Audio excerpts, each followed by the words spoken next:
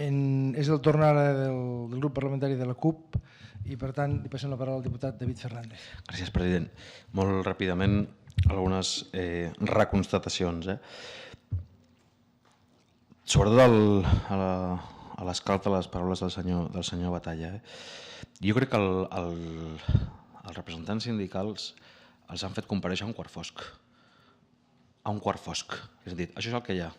Negociem i ells estan demanant llums i taquígrafs. Per tant, si hi ha llums i taquígrafs, parlarem, es pot parlar de tot.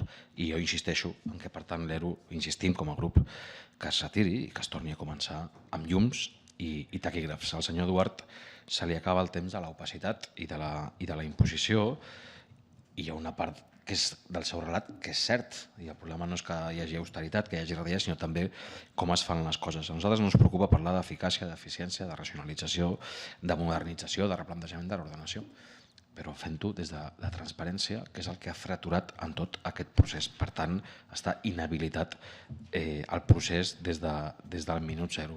Fa l'efecte que juguen al pòquer, que van de farol molt sovint i que tenen totes les cartes marcades, la direcció de la corporació. Per tant, jo insisteixo en la part més tècnica d'habilitar un espai de diàleg.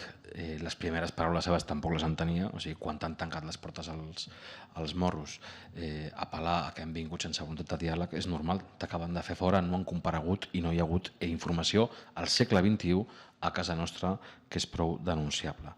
I respecte a la polèmica, jo haig d'avalar les crítiques a determinades formes de fer política. No tinc temps, tinc 2 minuts del que he vist aquí en 6 mesos com a Passerell o com a Novell. Hi ha algunes coses que escandalitzen, de veritat. Hi ha gent que viu de la política, això és obvi, i alguna gent se'n fa rica, i hi ha gent que juga a pàdel, i hi ha qui fa política, i hi ha qui jo no sé què fa. Que algú m'expliqui, el Daniel Sirera, quina experiència té en mitjans de comunicació i què fa la CAC. Que algú m'expliqui què fa l'Armand Carol a la corporació. I aleshores parlem de qui utilitza políticament els mitjans públics, per no parlar d'Ordaci. Gràcies, diputat.